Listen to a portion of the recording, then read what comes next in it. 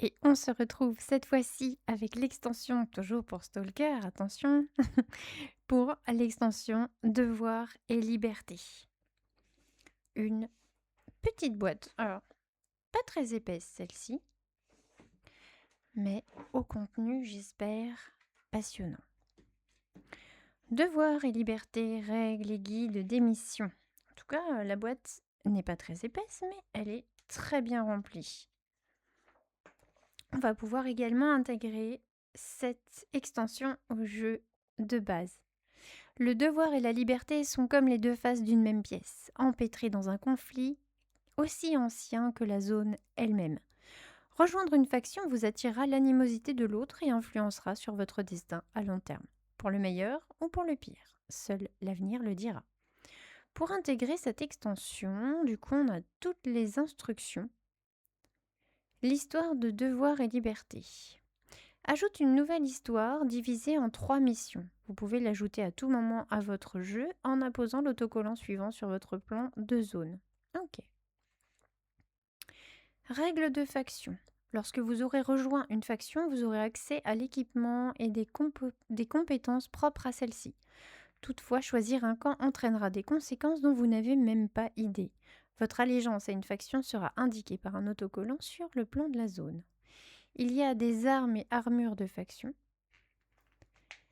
des figurines de stalker supplémentaires, des compétences de faction. Alors, nous avons ici, afin d'améliorer votre expérience de jeu en mode survie dans la zone, vous pouvez acheter des cartes devoir ou liberté, mais en vous limitant à une seule faction. D'accord, donc on peut l'utiliser dans le mode survie. Donc les petites figurines et silhouettes supplémentaires. J'en vois une là à gauche, celle-là, qui certainement va me plaire. On a les illustrations. Première histoire, enfin histoire entre le marteau et l'enclume. Avec beaucoup de cartes plans sur les terrains, les épilogues. Captif des ténèbres.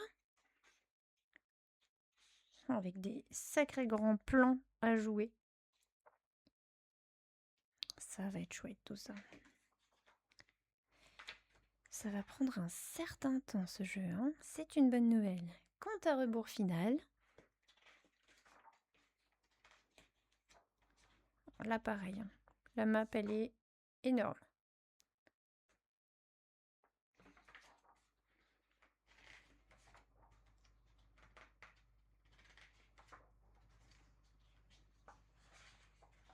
Et encore une fois des textes à l'envers dont on ne va pas prendre connaissance maintenant. Ensuite on nous donne les détails, du coup ça c'est des fiches qu'on pourra mettre dans notre classeur de campagne. Sur le camp de la liberté, une caserne bien organisée, surveillée par des patrouilles régulières et pourvue d'une bonne cantine. C'est un lieu où le devoir peut entraîner vos stalkers, où vous pouvez vous réapprovisionner et vous préparer pour la prochaine mission. Là on a tout ce qui concerne la navigation dans la zone, avec les étapes à réaliser.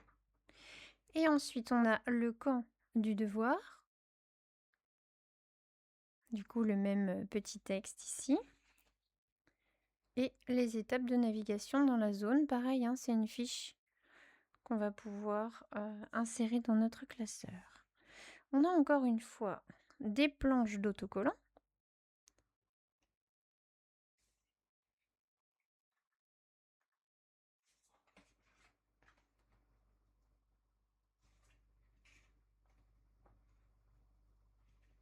Voilà. Et on a du coup les compétences de faction. Oups.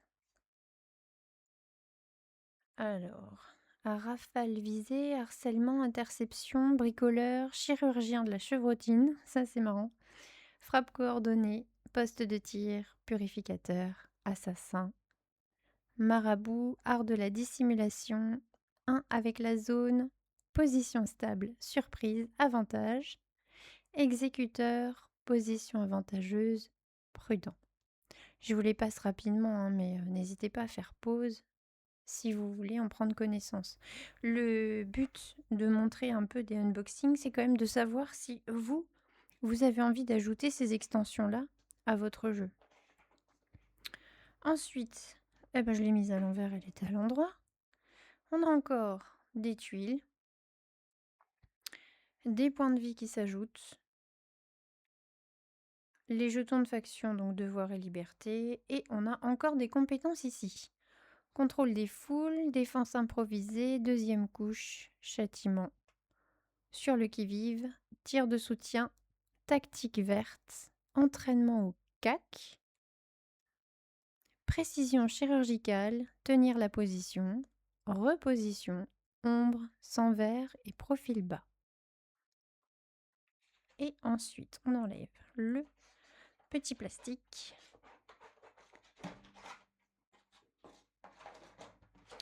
Donc on a les 3 boîtes d'histoire, comme dit. Donc entre le marteau et l'enclume, captif des ténèbres, compte à rebours final. Donc les extensions, encore une fois, on voit que ça apporte vraiment beaucoup de gameplay. On va ouvrir ça pour regarder un petit peu les cartes de loot ou autres.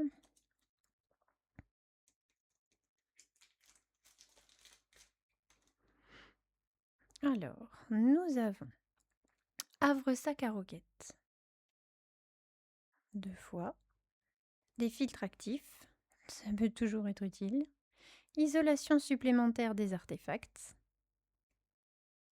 chargeur scotché, bon, ça se trouve il marche quand même, on a plusieurs, et frein de bouche.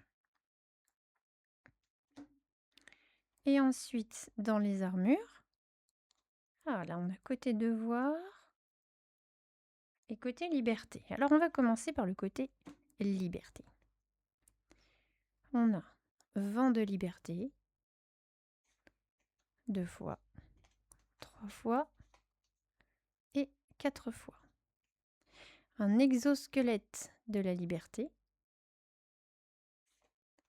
un gardien de la liberté,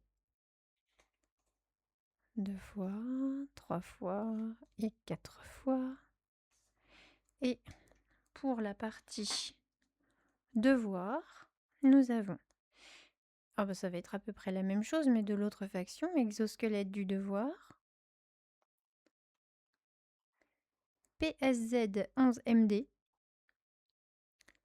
2, 3 et 4 fois, PSZ 10D, 2 fois et 3 fois.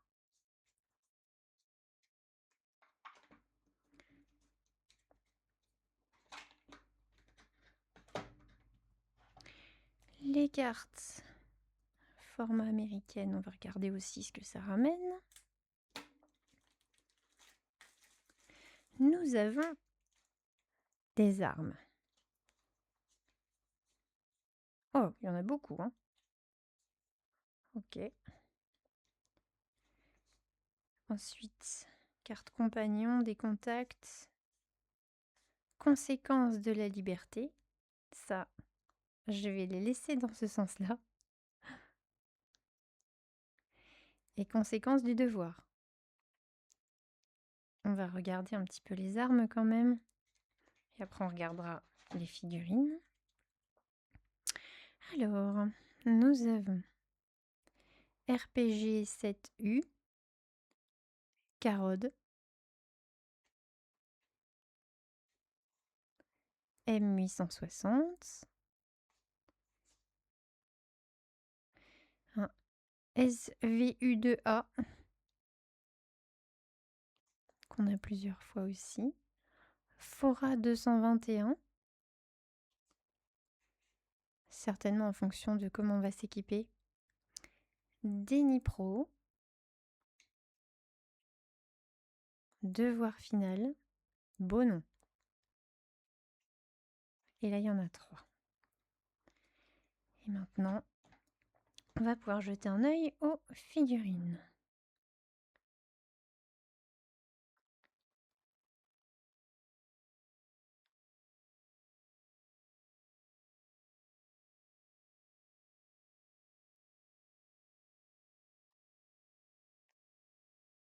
Alors c'est un petit peu difficile, je trouve, de voir si elles sont belles ou pas avec le rouge. C'est un peu plus dur.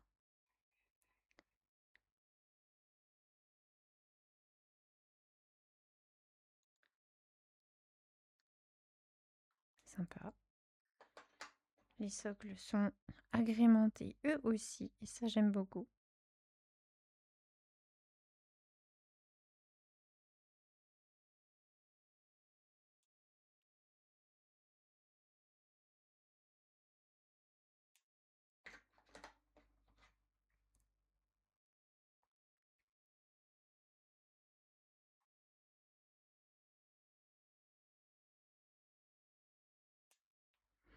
Et on passe à l'autre faction.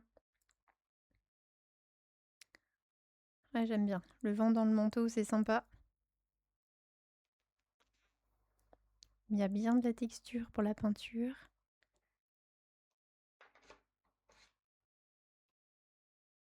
Ça va en faire du taf.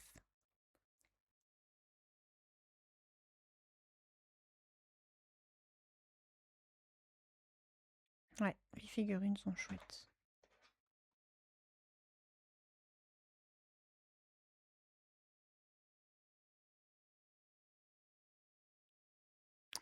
En vert comme ça me rappelle les petits soldats quand j'étais petite. Quand je jouais avec mes voisins qui en avaient des centaines.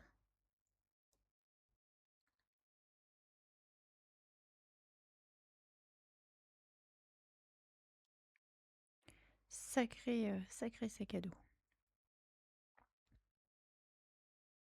Et ben voilà. Donc là, c'était le contenu de l'extension Devoir et liberté. Comme ça, vous aurez vu ce qu'il y a dedans. Si ça peut vous intéresser pour agrémenter vos parties, varier un peu les gameplays. En tout cas, vous voyez encore une fois, il y a beaucoup de contenu dedans. Et c'est vrai que la boîte de base du jeu, elle était assez vide. Ça m'a assez marqué parce que habituellement, les boîtes Weekend Realms sont bien pleines. Mais là, ben, je trouve que pour ce jeu-là, plus que jamais, les extensions sont intéressantes. Donc bon, en tout cas, vous savez maintenant ce qu'il y a dedans, à vous de voir. Et puis on se retrouvera pour la suite, pour les règles et pour l'unboxing des autres boîtes que j'attends et qui vont arriver très très vite. Bonne soirée, bonne journée et surtout, amusez-vous bien.